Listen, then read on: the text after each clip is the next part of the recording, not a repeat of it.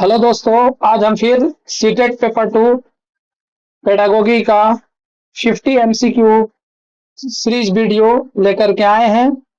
तो अगर आप इन सारे सीरीज के प्रश्नों को बनाते हैं बारीकी से देख करके, तो इससे आपको एग्जामिनेशन हॉल में काफी हेल्प मिलने वाला है। तो आज का हमारा टॉपिक्स है बाल विकास और शिक्षा शास्त्र का ग्रोथ एंड डेवलपमेंट। हमारा टॉपिक है क्या? Growth and development. तो अगर आप ग्रोथ एंड डेवलपमेंट को थ्योरी सीरीज को पढ़ चुके हैं तो चलिए आप एमसीक्यू सीरीज को बना करके देखिए कि आपका परफॉर्मेंस क्या है। एमसीक्यू प्रश्नों को सॉल्व करना इसलिए भी जरूरी है ताकि आप एग्जामिनेशन हॉल में समझ सकें कि आपके क्या क्या फॉल्ट आ रहे हैं, या फिर आपको प्रश्न करने में कितना समय लग रहा है, आप टाइम मैनेज कर पा रहे हैं या नहीं कर पा रहे हैं। ये सीरीज आपके एग्जाम के ओरिएंटेड है और आपके एग्जाम को ध्यान में रख करके तब इसको डिजाइन किया गया है। तो आप इसको बनाएं। अगर आप फर्स्ट टाइम इस वीडियो को व्यू कर रहे हैं तो इसके सारे प्रीवियस सीरीज को, जो सीटेट 2026 के लिए जो सीरीज है, उन सारे सीरीज को भी आप देखें, उससे आपको काफी हेल्प मिलने वाला है। तो चलिए आइए शुरू करते हैं। आज का हमारा फर्स्ट क्वेश्चन है, विकास के संबंध में निम्नलिखित में से कौन सा कथन सत्य है? क्वेश्चन नंबर 1, विकास के संबंध में निम्नलिखित में से कौन सा कथन सत्य है? ऑप्शन नंबर ए हमारा, विकास केवल आनुवंशिकता द्वारा निर्धारित होता है। ऑप्शन नंबर बी, विकास की प्रक्रिया सभी व्यक्तियों में एक समान दर से होती है। ऑप्शन नंबर सी, विकास एक सतत और बहुआयामी प्रक्रिया है। ऑप्शन नंबर डी, विकास एक दिशीय और केवल मात्रात्मक होता है। तो चलिए बताइए, क्वेश्चन नंबर ए का हमारा राइट आंसर क्या होगा? आप 5 सेकंड का समय ले सकते हैं बताने के लिए कि इसका हमारा राइट आंसर क्या होगा। तो आपको पता होना चाहिए कि विकास क्या है, एक सतत और बहुआयामी प्रक्रिया है। इसलिए क्वेश्चन नंबर 1 का हमारा राइट ऑप्शन क्या है? Option number C. चलिए चलते हैं अपने नेक्स्ट क्वेश्चन की तरफ। हमारा नेक्स्ट क्वेश्चन है क्वेश्चन नंबर 2, मस्तकाधोमुखी सिद्धांत के अनुसार विकास किस दिशा में होता है? ऑप्शन नंबर ए, केंद्र से बाहर की ओर। ऑप्शन नंबर बी, सिर से पैर की ओर। ऑप्शन नंबर सी, सिर से पैर की ओर। ऑप्शन नंबर डी, सामान्य से विशिष्ट की ओर। तो चलिए बताइए, क्वेश्चन नंबर बी का हमारा राइट आंसर क्या है? तो क्वेश्चन नंबर बी का हमारा राइट आंसर है ऑप्शन नंबर बी, सिर से पैर की ओर, मस्तकाधोमुखी। मस्तकाधोमुखी मतलब क्या है कि मतलब जो टॉप लेवल होगा डेवलपमेंट का, वो कहां से? सिर से पैर की तरफ आएगा। चलिए चलते हैं नेक्स्ट क्वेश्चन, क्वेश्चन नंबर 3 की तरफ। समीप, दूरस्थ, प्रॉक्सोमेडिस्टल विकास का क्या अर्थ है? ऑप्शन नंबर ए, सिर से पैर तक का विकास। ऑप्शन नंबर बी, शरीर से केंद्र से परिधि बाहरी अंग की ओर विकास। ऑप्शन नंबर सी, भाषा का पहले और शारीरिक अंगों का बाद में विकास। ऑप्शन नंबर डी, केवल मानसिक विकास होना। तो क्वेश्चन नंबर 3 का हमारा राइट आंसर क्या होगा? तो क्वेश्चन नंबर 3 का हमारा राइट ऑप्शन आंसर है ऑप्शन नंबर बी, शरीर के केंद्र से परिधि बाहरी अंगों की ओर का विकास क्या है? समीप दूरस्थ विकास का अर्थ है। चलिए चलते हैं अपने नेक्स्ट क्वेश्चन, क्वेश्चन नंबर 4 की तरफ। क्वेश्चन नंबर 4, वृद्धि और विकास के संदर्भ में क्या सही है? ऑप्शन नंबर ए, वृद्धि गुणात्मक होती है जबकि विकास मात्रात्मक होता है। ऑप्शन नंबर बी, वृद्धि एक समय बाद रुक जाती है जबकि विकास जीवन प्रयत्न चलता है। ऑप्शन नंबर सी, वृद्धि और विकास दोनों केवल आंतरिक कारक है। ऑप्शन नंबर डी, दोनों एक दूसरे से पूरी तरह स्वतंत्र है। तो चलिए बताइए, क्वेश्चन नंबर 4, वृद्धि विकास के संदर्भ में क्या सही है?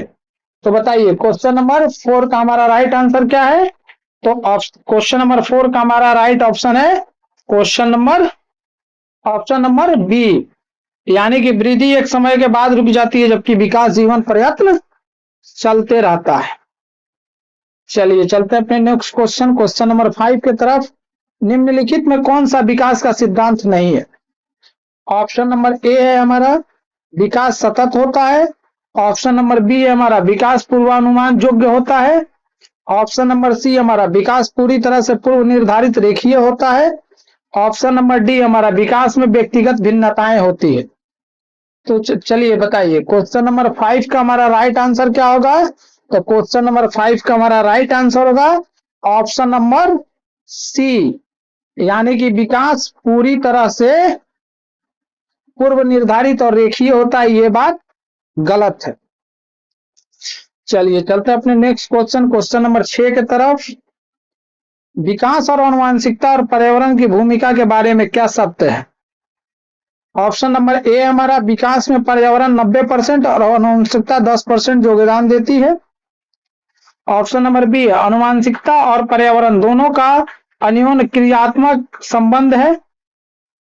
ऑप्शन नंबर सी हमारा केवल आनुवंशिकता बच्चों के संज्ञानात्मक विकास को तय करती है। ऑप्शन नंबर डी हमारा वातावरण केवल प्राथमिक बाल्यावस्था को प्रभावित करता है। तो क्वेश्चन नंबर 6 का हमारा राइट आंसर क्या है। हमारा राइट आंसर है ऑप्शन नंबर बी, यानी कि आनुवंशिकता और पर्यावरण दोनों का अन्योन्य क्रियात्मक यानी इंटरएक्टिव रिलेशन है। क्या है, इंटरएक्टिव रिलेशन है।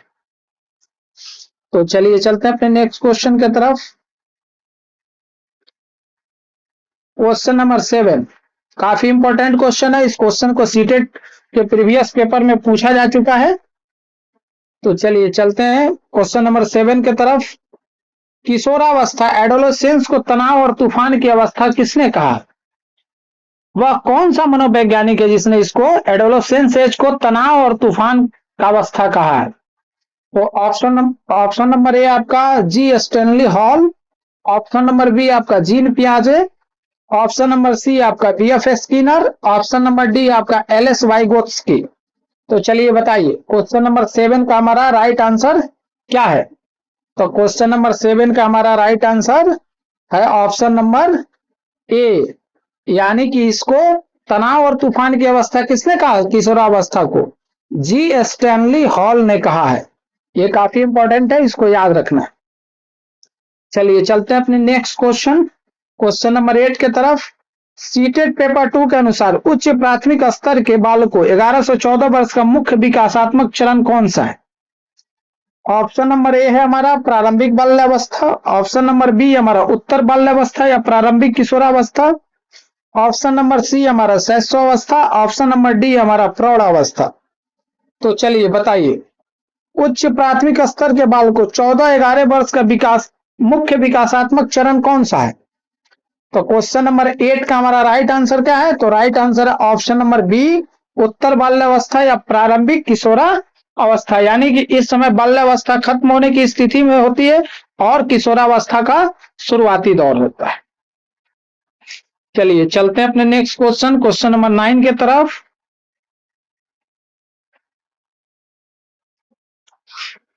क्वेश्चन नंबर 9 है हमारा विकास का सामान्य से की ओर बढ़ता है। विकास सामान्य से डैश की ओर बढ़ता है। ऑप्शन नंबर ए हमारा विशिष्ट। ऑप्शन नंबर बी हमारा जटिल। ऑप्शन नंबर सी हमारा सरलीकृत। ऑप्शन नंबर डी हमारा एब्स्ट्रैक्ट। चलिए बताइए क्वेश्चन नंबर 9 का हमारा राइट आंसर क्या हो जाएगा। तो क्वेश्चन नंबर 9 का हमारा राइट आंसर हो जाएगा क्या, विकास सामान्य से किधर बढ़ता है, जटिल की ओर बढ़ता है। तो ऑप्शन नंबर बी हमारा राइट आंसर हो जाएगा। क्या हो जाएगा, ऑप्शन नंबर बी हमारा राइट आंसर हो जाएगा। क्वेश्चन नंबर 10, ओ सॉरी,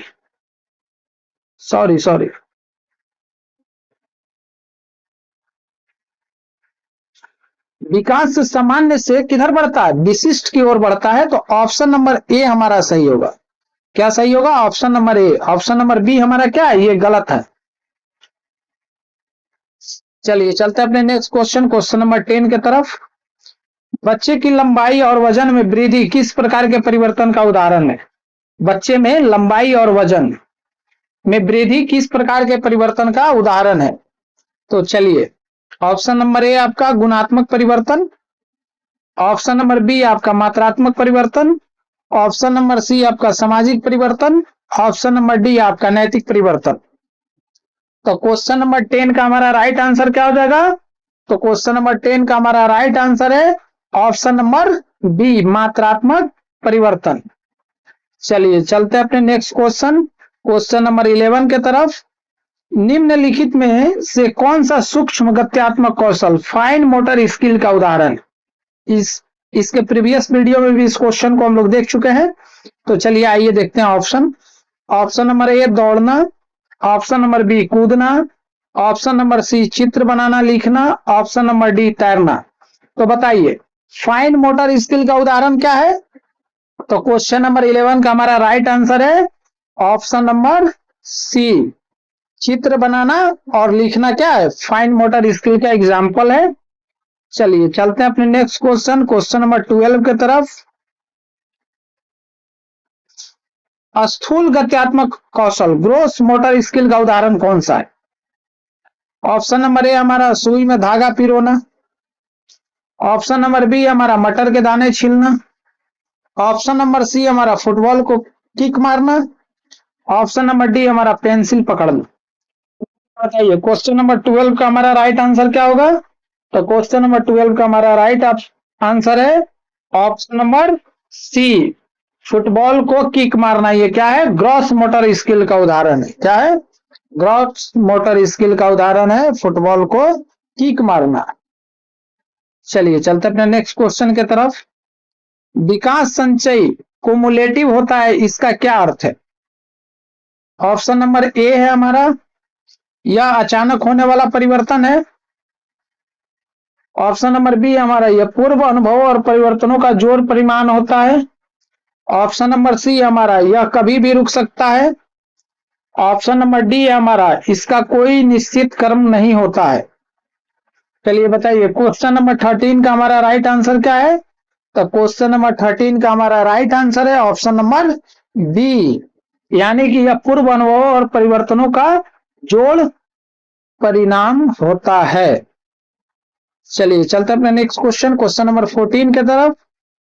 बाल विकास में संवेदनशील अवधि सेंसिटिव पीरियड से क्या तात्पर्य है? तो चलिए ऑप्शन नंबर ए हमारा वह अवधि जिसमें बच्चा केवल बीमार रहता है, ऑप्शन नंबर बी हमारा विशिष्ट क्षमताओं के विकास के लिए अनुकूलतम समय जैसे भाषा अर्जन, ऑप्शन नंबर सी हमारा केवल किशोरावस्था का समय, ऑप्शन नंबर डी हमारा गर्भधारण का समय। तो चलिए बताइए क्वेश्चन नंबर 14 का हमारा राइट आंसर क्या है? तो क्वेश्चन नंबर 14 का हमारा राइट आंसर है ऑप्शन नंबर बी, विशिष्ट क्षमताओं के विकास के लिए अनुकूलतम समय जैसे भाषा अर्जन। चलिए चलते हैं अपने नेक्स्ट क्वेश्चन, क्वेश्चन नंबर 15 के तरफ। विकास की दर के बारे में क्या सत्य है? ऑप्शन नंबर ए है हमारा लड़के और लड़कियों में विकास की दर हर उम्र में बिल्कुल समान होती है, ऑप्शन नंबर बी है हमारा विकास की दर अलग अलग व्यक्तियों के विभिन्न चरणों में भिन्न होती है, ऑप्शन नंबर सी हमारा विकास की दर कोई भिन्नता नहीं होती, ऑप्शन नंबर डी हमारा यह पूरी तरह से स्थिर होता है। तो बताइए विकास के दर के बारे में क्या सत्य है? तो आपको पता है कि विकास का दर क्या होता है? अलग अलग व्यक्तियों में विभिन्न चरणों में अलग अलग रूपों में होती है, इसलिए क्वेश्चन नंबर 15 का हमारा राइट आंसर है ऑप्शन नंबर बी। चलिए चलते हैं अपने नेक्स्ट क्वेश्चन, क्वेश्चन नंबर 16 की तरफ। प्रकृति पोषण विवाद नेचर डिबेट में प्रकृति का क्या अर्थ है? नेचर डिबेट में प्रकृति का क्या अर्थ है? तो ऑप्शन नंबर ए है हमारा हमारे आसपास का भौतिक वातावरण, ऑप्शन नंबर बी हमारा जैविक विशिष्ट या अनुवांशिक संरचना, ऑप्शन नंबर सी हमारा समाजीकरण की प्रक्रिया, ऑप्शन नंबर डी हमारा स्कूल और समाज का प्रभाव। तो नेचर डिबेट में प्रकृति का क्या अर्थ है? तो क्वेश्चन नंबर 16 का हमारा राइट आंसर है ऑप्शन नंबर बी, यानी कि जैविक विशिष्टताएं या आनुवांशिक संरचना। चलिए चलते हैं अपने नेक्स्ट क्वेश्चन, क्वेश्चन नंबर 17 की तरफ। पोषण नेचर शब्द का संबंध किससे है? ऑप्शन नंबर ए जीन और डीएनए, ऑप्शन नंबर बी पर्यावरणीय और वातावरणीय प्रभाव, ऑप्शन नंबर सी बच्चे की शारीरिक बनावट, ऑप्शन नंबर डी अनुवांशिक बीमारियां। तो चलिए बताइए क्वेश्चन नंबर 17 का हमारा राइट आंसर क्या होगा? तो क्वेश्चन नंबर 17 का हमारा राइट आंसर क्या है? क्वेश्चन नंबर 17 का हमारा राइट आंसर है पर्यावरणीय और वातावरणीय प्रभाव। चलिए चलते हैं अपने नेक्स्ट क्वेश्चन की तरफ। हमारा नेक्स्ट क्वेश्चन है बच्चों का संज्ञानात्मक विकास सबसे अधिक किससे प्रभावित होता है? ऑप्शन नंबर ए है हमारा केवल खेल के मैदान से। ऑप्शन नंबर बी हमारा अनुवांशिकी और समृद्ध वातावरण अंतःक्रिया से। ऑप्शन नंबर सी हमारा केवल परीक्षा प्रणाली से। ऑप्शन नंबर डी हमारा निष्क्रिय श्रवण से। तो बताइए बच्चे का कॉग्निटिव डेवलपमेंट सबसे ज्यादा किससे इफेक्टिव होता है? तो क्वेश्चन नंबर 18 का हमारा राइट आंसर क्या है? तो क्वेश्चन नंबर 18 का हमारा राइट आंसर है बाबू ऑप्शन नंबर बी, यानी कि अनुवांशिकी और समृद्ध वातावरणीय अंतःक्रिया से। चलिए चलते हैं अपने नेक्स्ट क्वेश्चन नंबर 19 की तरफ। किशोरावस्था में किस प्रकार की सोच का विकास होने लगता है? ऑप्शन नंबर ए है आपका केवल मूर्त सोच। ऑप्शन नंबर बी है अमूर्त और तार्किक एब्स्ट्रैक्ट एंड लॉजिकल सोच। ऑप्शन नंबर सी आपका आत्म केंद्रित ईगोसेंट्रिक सोच। ऑप्शन नंबर डी आपका केवल अनुकरणात्मक सोच। तो चलिए बताइए क्वेश्चन नंबर 19 का हमारा राइट आंसर क्या होगा? किशोरावस्था में किस प्रकार की सोच का विकास होने लगता है? तो किशोरावस्था में अमूर्त और तार्किक एब्स्ट्रैक्ट एंड लॉजिकल सोच का विकास होने लगता है। तो क्वेश्चन नंबर 19 का हमारा राइट आंसर है ऑप्शन नंबर बी। चलिए चलते हैं अपने नेक्स्ट क्वेश्चन की तरफ। क्वेश्चन नंबर 20 परिपक्वता मैचुरेशन का संबंध मुख्य रूप से किससे है? ऑप्शन नंबर ए है आपका अधिगम से। ऑप्शन नंबर बी है आपका जैविक और अनुवांशिक रूप से निर्धारित विकास से। ऑप्शन नंबर सी है आपका बाह्याभ्यास से। ऑप्शन नंबर डी है आपका वित्तीय स्थिति से। तो चलिए बताइए परिपक्वता यानी मैचुरेशन का संबंध मुख्य रूप से किससे होता है? तो क्वेश्चन नंबर 20 का आपका राइट आंसर क्या है? तो क्वेश्चन नंबर 20 का राइट आंसर है हमारा ऑप्शन नंबर बी जैविक और आनुवांशिक रूप से निर्धारित विकास से परिपक्वता का मुख्य संबंध होता है। चलिए चलते हैं अपने नेक्स्ट क्वेश्चन नंबर 21 के तरफ। किशोरावस्था के दौरान होने वाले शारीरिक परिवर्तनों का मुख्य कारण क्या है? तो देखिए इसमें दो कीवर्ड्स है किशोरावस्था और शारीरिक परिवर्तनों का मुख्य कारण क्या है। यानी किशोरावस्था में जो हमारे शरीर में जो परिवर्तन आता है इसका मुख्य कारण क्या है? ऑप्शन नंबर ए आपका केवल आहार में बदलाव। ऑप्शन नंबर बी है आपका हार्मोनल परिवर्तन hormonal changes. Option number C आपका अत्यधिक खेलना। ऑप्शन नंबर डी है हमारा मानसिक दबाव। तो चलिए बताइए क्वेश्चन नंबर 21 का हमारा राइट आंसर क्या है? तो क्वेश्चन नंबर 21 का हमारा राइट आंसर है option number B hormonal changes. चलिए चलते हैं अपने नेक्स्ट क्वेश्चन नंबर 22 के तरफ।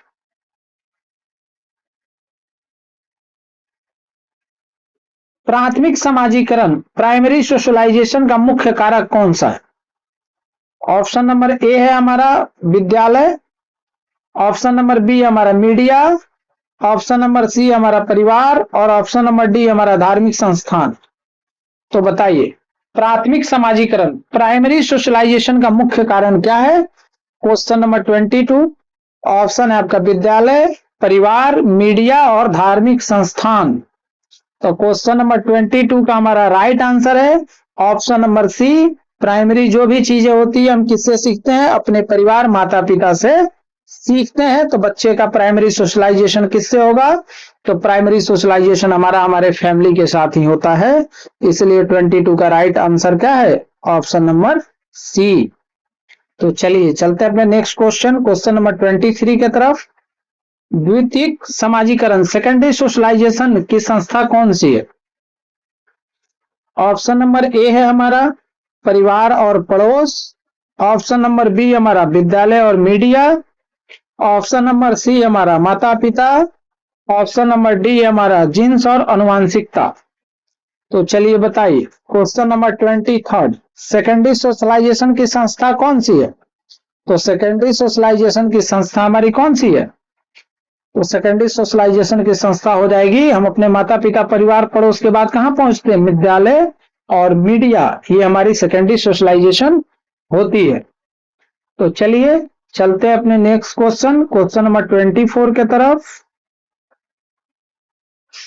विकास एक निरंतर चलने वाली प्रक्रिया है, यह विचार किससे संबंधित है? बहुत ही अच्छा क्वेश्चन है, ये पूछे जाने की भी संभावना है। तो चलिए, ऑप्शन नंबर ए निरंतरता का सिद्धांत, principle of continuity. Option number B एकीकरण का सिद्धांत। ऑप्शन नंबर सी अंतर संबंध का सिद्धांत। ऑप्शन नंबर डी व्यक्तिगत भिन्नता का सिद्धांत। तो विकास एक निरंतर चलने वाली प्रक्रिया है, यह विचार किससे संबंधित है? तो क्वेश्चन नंबर 24 का राइट ऑप्शन है ऑप्शन नंबर ए, यानी कि यह निरंतरता का सिद्धांत है, principle of continuity. Principle of continuity बताता है कि विकास एक निरंतर चलने वाली प्रक्रिया है। तो चलिए चलते हैं अपने नेक्स्ट क्वेश्चन नंबर 25 के तरफ। क्या विकास को पूरी तरह से सटीक रूप से मापा जा सकता है? ऑप्शन नंबर ए हमारा हाँ, पूरी तरह से मापा जा सकता है। ऑप्शन नंबर बी हमारा नहीं, क्योंकि विकास में गुणात्मक पहलू शामिल होते हैं जिन्हें सीधे मापना कठिन है। ऑप्शन नंबर सी हमारा केवल मानसिक विकास मापा जा सकता है। ऑप्शन नंबर डी है हमारा विकास और वृद्धि दोनों अप्रासंगिक है। तो चलिए बताइए क्वेश्चन नंबर 25 का हमारा राइट आंसर क्या है? तो क्वेश्चन नंबर 25 का हमारा राइट आंसर है ऑप्शन नंबर बी, नहीं मापा जा सकता है, क्योंकि विकास में गुणात्मक पहलू शामिल होते हैं जिन्हें सीधे मापना कठिन है। तो इसीलिए हमारा राइट आंसर है ऑप्शन नंबर बी, विकास को पूरी सटीक तरह से नहीं मापा जा सकता है। चलिए चलते अपने नेक्स्ट क्वेश्चन नंबर 27 की तरफ। किशोरावस्था में पहचान संकट आइडेंटिटी क्राइसिस की अवधारणा किसने दी? किशोरावस्था में पहचान संकट आइडेंटिटी क्राइसिस की अवधारणा किसने दी थी? ऑप्शन नंबर है हमारा Eric Erikson, Lawrence Kohlberg, Sigmund Freud, B F Skinner. तो बताइए क्वेश्चन नंबर 26 का हमारा राइट आंसर क्या है? किशोरावस्था में पहचान संकट यानी किशोरावस्था में आइडेंटिटी क्राइसिस का अवधारणा किसने दी थी? एरिक एरिक्सन, यानी कि हमारा राइट आंसर है ऑप्शन नंबर ए। चलिए चलते अपने नेक्स्ट क्वेश्चन की तरफ। ये बहुत इंपॉर्टेंट क्वेश्चन है, इसको समझ के अच्छे से तब जवाब देना आपको। और अगर आप इसका आंसर जानते हैं क्वेश्चन नंबर 27 का, तो आपने क्या बनाया था इसको कमेंट बॉक्स में जरूर मेंशन करें। चलिए, एक 12 वर्षीय बच्चा समस्याओं का समाधान करने के लिए काल्पनिक निगमनात्मक हाइपोथेटिको डिडक्टिव तर्क का उपयोग करता है, वह पियाजे के किस चरण में? बहुत ही अच्छा क्वेश्चन, और इस टाइप्स के क्वेश्चन सीपीटी में बार बार पूछे जा चुके हैं और पूछे जाने की संभावना भी रखते हैं। एक 12 वर्षीय बच्चा समस्याओं का समाधान करने के लिए काल्पनिक निगमनात्मक हाइपोथेटिको डिडक्टिव तर्क का उपयोग करता है, पियाजे के किस चरण में? तो पियाजे का चरण आपको पता ही होगा। तो चलिए बताइए, ऑप्शन नंबर ए आपका संवेदी गामक अवस्था। ऑप्शन नंबर बी आपका पूर्व संक्रियात्मक अवस्था। ऑप्शन नंबर डी आपका मूर्त संक्रियात्मक अवस्था। ऑप्शन नंबर डी आपका औपचारिक संक्रियात्मक अवस्था। तो बताइए क्वेश्चन नंबर 27 का हमारा राइट आंसर क्या है? तो हमारा राइट आंसर है ऑप्शन नंबर डी, यानी कि औपचारिक संक्रियात्मक अवस्था, फॉर्मल ऑपरेशनल स्टेज में वो बच्चा है। चलिए चलते हैं अपने नेक्स्ट क्वेश्चन नंबर 28 के तरफ। सिर से पैर की ओर विकास के नियम को क्या कहा जाता है? ऑप्शन नंबर ए है आपका समीप तुरस्थ नियम। ऑप्शन नंबर बी आपका सिफेलोकॉर्डल नियम। ऑप्शन नंबर सी आपका वर्ताकुलर नियम। ऑप्शन नंबर डी आपका पृथक्करण का नियम। तो चलिए बताइए, क्वेश्चन नंबर 28 का हमारा राइट ऑप्शन क्या है?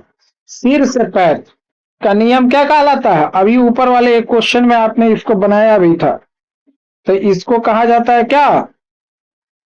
सिफेलोकॉडल नियम। क्या कहा जाता है? सिफेलोकॉडल नियम। यानी ऑप्शन नंबर बी आपका राइट आंसर है। चलिए चलते हैं अपने नेक्स्ट क्वेश्चन की तरफ। Question number 29। विकास के विभिन्न आयाम शारीरिक, संज्ञानात्मक, सामाजिक, संवेगात्मक एक दूसरे से क्या होते हैं? ऑप्शन नंबर ए आपका पूरी तरह से स्वतंत्र, ऑप्शन नंबर बी आपका अंतर संबंधित, ऑप्शन नंबर सी आपका एक दूसरे से विरोधी, ऑप्शन नंबर डी आपका असंबंध। तो बताइए, क्वेश्चन नंबर 29 का आपका राइट आंसर क्या होगा? तो आपका राइट आंसर होगा ऑप्शन नंबर बी, यानी कि अंतर संबंधित होते हैं, यानी कि इंटर रिलेटेड होते हैं। चलिए चलते हैं अपने नेक्स्ट क्वेश्चन, क्वेश्चन नंबर 30 की तरफ। किस चरण में बच्चा समवयस्क समूह पीर ग्रुप का सक्रिय सदस्य बन जाता है?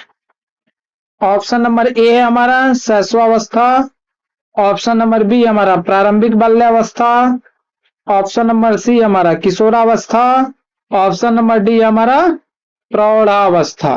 तो बताइए, किस चरण में बच्चा समवयस्क समूह पीर ग्रुप का सक्रिय सदस्य बन जाता है? तो क्वेश्चन नंबर 30 का हमारा राइट आंसर है ऑप्शन नंबर सी, यानी कि किशोरावस्था के अंदर बच्चा क्या होता है? समवयस्क समूह पीर ग्रुप का सक्रिय सदस्य बन जाता है, ऑप्शन नंबर सी। चलिए चलते हैं हम अपने नेक्स्ट क्वेश्चन, क्वेश्चन नंबर 31 के तरफ। विकास की गति में व्यक्तिगत भिन्नता, इंडिविजुअल डिफरेंस पाई जाती है, इसका मुख्य कारण क्या है? ऑप्शन नंबर ए है हमारा केवल विद्यालय का माहौल, ऑप्शन नंबर बी हमारा आनुवांशिकता और पर्यावरण का जटिल प्रभाव, ऑप्शन नंबर सी हमारा केवल माता पिता की शिक्षा, ऑप्शन नंबर डी हमारा केवल भौगोलिक स्थिति। तो बताइए, क्वेश्चन नंबर 31 का हमारा राइट आंसर क्या होगा? तो क्वेश्चन नंबर 31 का हमारा राइट आंसर है ऑप्शन नंबर बी, आनुवांशिकता और पर्यावरण का जटिल प्रभाव। इस कारण विकास की गति में व्यक्तिगत भिन्नता पाई जाती है, यानी कि इंडिविजुअल डिफरेंस पाई जाती है। चलिए चलते हैं अपने नेक्स्ट क्वेश्चन, क्वेश्चन नंबर 32 के तरफ।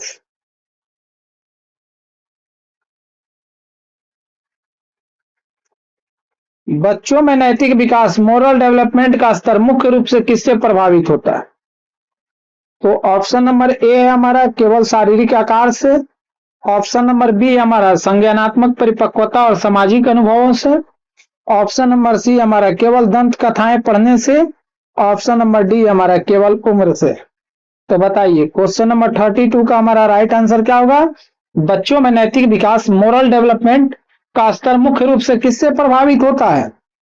तो ऑप्शन नंबर बी, यानी कि मोरल डेवलपमेंट हमारा संज्ञानात्मक परिपक्वता और सामाजिक अनुभवों से प्रभावित होता है। तो 32 का राइट आंसर है हमारा ऑप्शन नंबर बी। चलिए चलते हैं अपने नेक्स्ट क्वेश्चन, क्वेश्चन नंबर 33 की तरफ।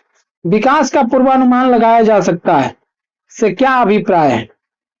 ऑप्शन नंबर ए है हमारा किसी बच्चे के विकास की दर को देखकर उसके भविष्य के विकास का अनुमान लगाया जा सकता है, ऑप्शन नंबर बी हमारा सभी बच्चे एक ही दिन चलना सीखते हैं, ऑप्शन नंबर सी हमारा विकास पूरी तरह से अप्रत्याशित होता है, ऑप्शन नंबर डी हमारा केवल लंबाई का अनुमान लगाया जा सकता है।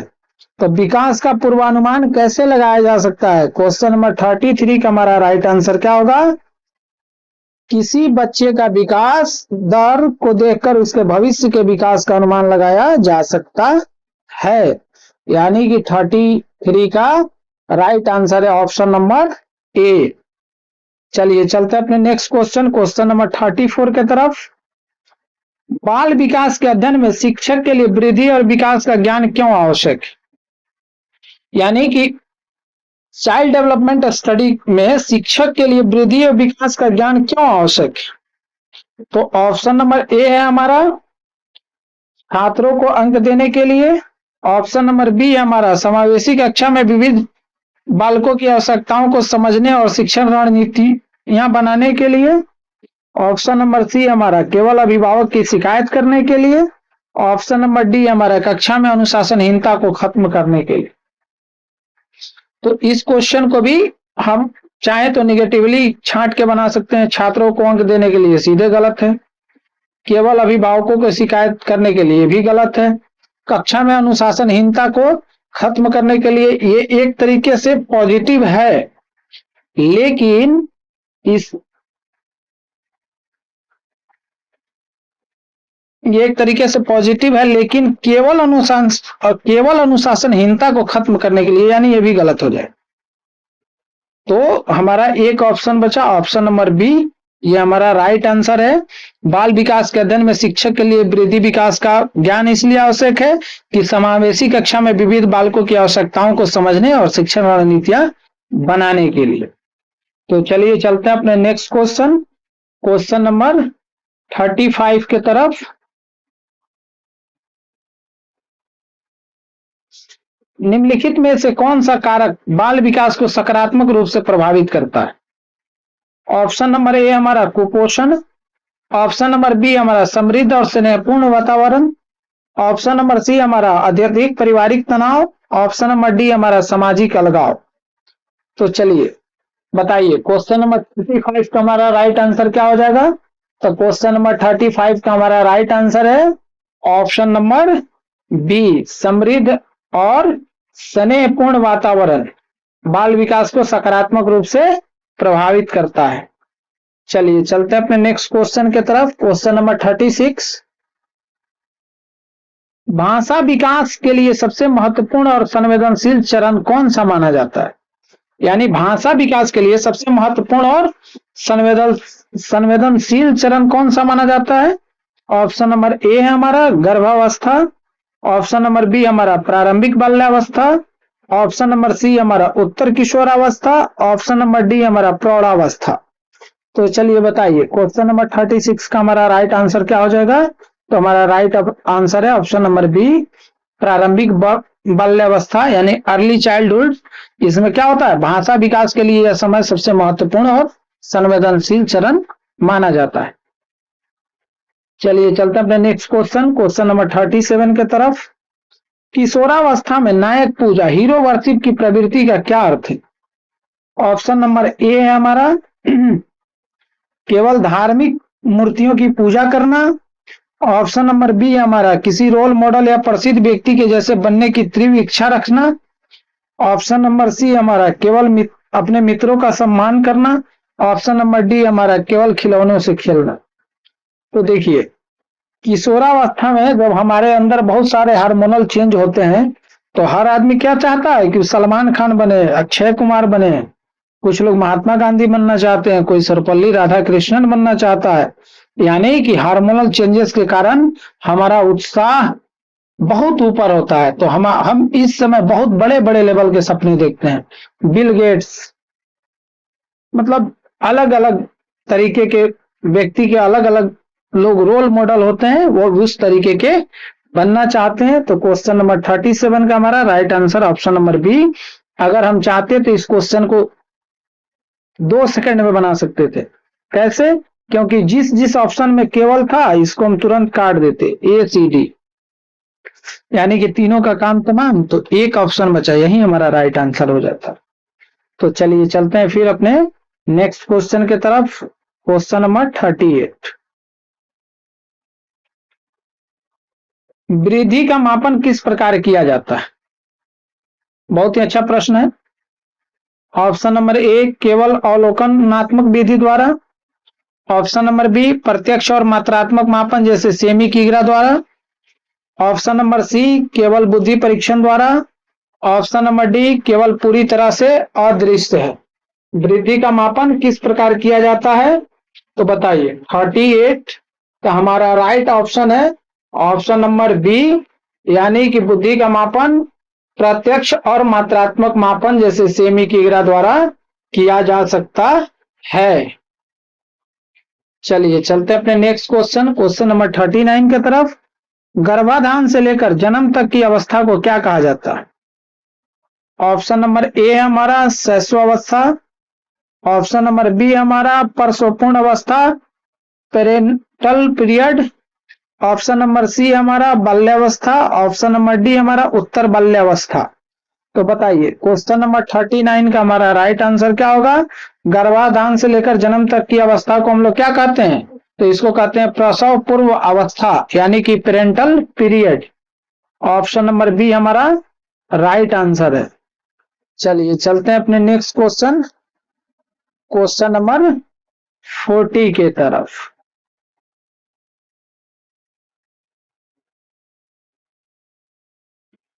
क्वेश्चन नंबर 40, विकास के संदर्भ में एकीकरण का सिद्धांत प्रिंसिपल ऑफ इंटीग्रेशन क्या दर्शाता है? ऑप्शन नंबर ए हमारा बच्चा पहले पूरे अंक को फिर उसके भागों को चलाना सीखता है। ऑप्शन नंबर बी हमारा विकास हमेशा रुक रुक कर होता है। ऑप्शन नंबर सी हमारा शरीर के सभी अंग एक साथ विकसित होते हैं। ऑप्शन नंबर डी हमारा मानसिक और शारीरिक विकास का कोई संबंध नहीं होता। तो चलिए क्वेश्चन नंबर 40 का हमारा राइट आंसर क्या है? तो क्वेश्चन नंबर 40 का हमारा राइट आंसर है ऑप्शन नंबर ए, बच्चा पहले पूरे अंक को फिर उसके भागों को चलाना सीखता है। एकीकरण का सिद्धांत यही कहता है प्रिंसिपल ऑफ इंटीग्रेशन।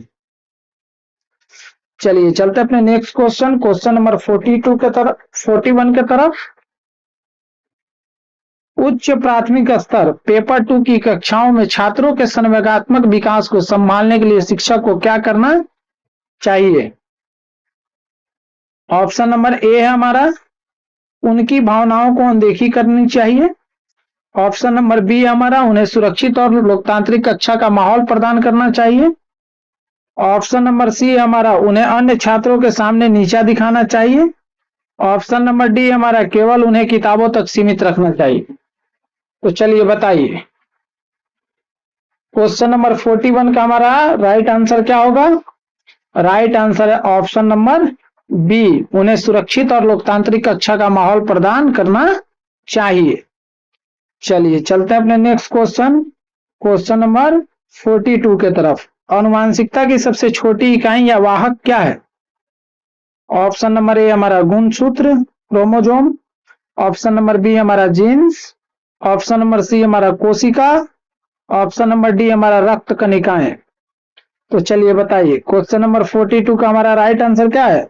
आनुवांशिकता की सबसे छोटी इकाई, बायोग में भी आपने इस प्रश्न को पढ़ा होगा। तो आनुवांशिकता की सबसे छोटी इकाई को हम लोग क्या बोलते हैं? जीन्स बोलते हैं, यानी ऑप्शन नंबर बी हमारा राइट आंसर है। चलिए चलते हैं अपने नेक्स्ट क्वेश्चन, क्वेश्चन नंबर 43 के तरफ। किशोरावस्था में आत्मचेतना सेल्फ कॉन्शियसनेस और अपने स्वरूप को लेकर अत्यधिक सजगता का प्रमुख कारण क्या है? तो ऑप्शन नंबर ए हमारा इसमें तेजी से होने वाले शारीरिक और शारीरिक रासायनिक परिवर्तन। ऑप्शन नंबर बी हमारा आर्थिक स्वतंत्रता, ऑप्शन नंबर सी हमारा खेल कूद में कमी, ऑप्शन नंबर डी हमारा केवल दोस्तों की बातें। तो किशोरावस्था में आत्म चेतना सेल्फ कॉन्शियसनेस और अपने स्वरूप को लेकर अत्यधिक सजगता का प्रमुख कारण क्या है? तो ऑप्शन नंबर ए हमारा राइट आंसर है, तेजी से होने वाले शारीरिक और शारीरिक रासायनिक परिवर्तन। चलिए चलते हैं अपने नेक्स्ट क्वेश्चन, क्वेश्चन नंबर 44 के तरफ। विकास एक वर्तुलाकार स्पाइरल प्रक्रिया है, रेखीय लीनियर नहीं, इसका क्या अर्थ है? विकास एक वर्तुलाकार स्पाइरल प्रक्रिया है, रेखीय नहीं, इसका क्या अर्थ है? ऑप्शन नंबर ए है हमारा विकास एक ही सीधी रेखा में समान गति से आगे बढ़ता है। ऑप्शन नंबर बी हमारा विकास आगे बढ़ता है फिर परिपक्वता और सुदृढ़ के लिए पीछे मुड़कर पुनर्गठन करता है। ऑप्शन नंबर सी हमारा विकास वृत्ताकार घूमता रहता है। ऑप्शन नंबर डी हमारा विकास केवल एक दिशा में चलता है। तो क्वेश्चन नंबर 44 का हमारा राइट आंसर है ऑप्शन नंबर बी, यानी कि विकास वर्तुलाकार प्रक्रिया है, रेखीय नहीं। इसका कारण है कि विकास आगे बढ़ता है और परिपक्वता और सुदृढ़ीकरण के लिए पीछे मुड़कर पुनर्गठन करता है। चलिए चलते हैं अपने नेक्स्ट क्वेश्चन की तरफ, क्वेश्चन नंबर 45। क्या वृद्धि के बिना विकास संभव है? ऑप्शन नंबर ए है आपका नहीं, कभी नहीं। ऑप्शन नंबर बी आपका हाँ, शारीरिक वृद्धि रुक जाने के बाद भी गुणात्मक कौशल विकास हो सकता है। ऑप्शन नंबर सी आपका केवल किशोरावस्था तक ही संभव है।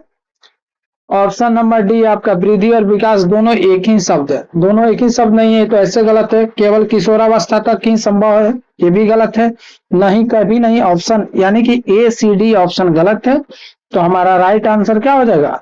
हमारा राइट आंसर हो जाएगा ऑप्शन नंबर बी, हाँ, शारीरिक वृद्धि रुक जाने के बाद भी गुणात्मक विकास, कौशल विकास हो सकता है। वृद्धि एक लिमिट समय तक होती है, जबकि विकास एक निरंतर प्रक्रिया है, कंटिन्यूअस प्रोसेस है। चलिए चलते हैं अपने नेक्स्ट क्वेश्चन, क्वेश्चन नंबर 46 के तरफ। बच्चे के समाजीकरण में खेल की क्या भूमिका है? यानी बच्चे के सोशलाइजेशन में खेल की क्या भूमिका है? ऑप्शन नंबर ए है आपका खेल से शारीरिक थकावट होती है। ऑप्शन नंबर बी आपका खेल से सामाजिक नियम, सहयोग और नियम पालन की समझ विकसित होती है। ऑप्शन नंबर सी आपका खेल पढ़ाई के समय को नष्ट करता है। ऑप्शन नंबर डी आपका खेल केवल अकेले रहने की भावना देता है। तो बच्चे के समाजीकरण में खेल क्या क्या रोल निभाता है? तो इसमें हमारा राइट आंसर है क्वेश्चन नंबर 46 का ऑप्शन नंबर बी, यानी कि खेल से सामाजिक नियम, सहयोग और नियम पालन की समझ विकसित होती है। चलिए चलते हैं अपने नेक्स्ट क्वेश्चन, क्वेश्चन नंबर 47 की तरफ। लिंग, जेंडर एक डैश अवधारणा है, जबकि लिंग, सेक्स एक डैश अवधारणा है। ऑप्शन नंबर ए है आपका जैविक सामाजिक। ऑप्शन नंबर बी आपका सामाजिक जैविक। ऑप्शन नंबर सी आपका मनोवैज्ञानिक शारीरिक। ऑप्शन नंबर डी आपका शारीरिक मानसिक। तो बताइए लिंग क्या है? लिंग क्या है? जेंडर मतलब क्या है? तो जेंडर एक सामाजिक अवधारणा है, जबकि लिंग एक जैविक अवधारणा है। क्या है? लिंग जैविक अवधारणा है और जेंडर क्या है? सामाजिक अवधारणा है। तो इसीलिए हमारा राइट आंसर है ऑप्शन नंबर बी। चलिए चलते हैं अपने नेक्स्ट क्वेश्चन, क्वेश्चन नंबर 48 के तरफ। एनिमिज्म सजीव चिंतन किस अवस्था की विशेषता है? ऑप्शन नंबर ए है आपका पूर्व संक्रियात्मक अवस्था, pre operational stage. Option number B आपका मूर्त संक्रियात्मक अवस्था।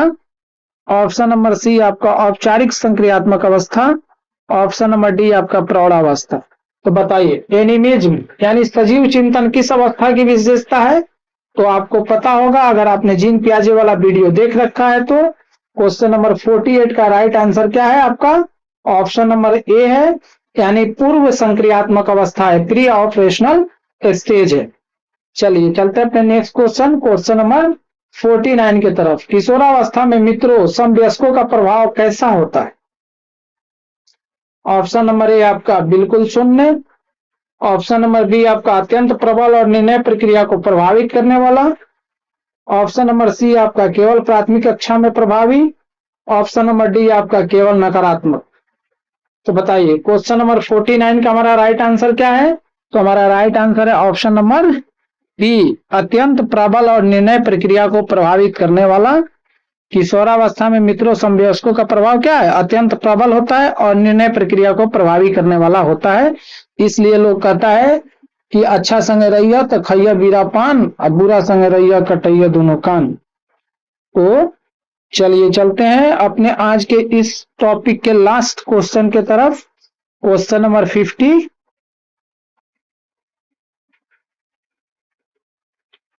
सीटेट परीक्षा के दृष्टिकोण से बाल केंद्रित शिक्षा, चाइल्ड सेंटर्ड एजुकेशन का मूल आधार क्या है?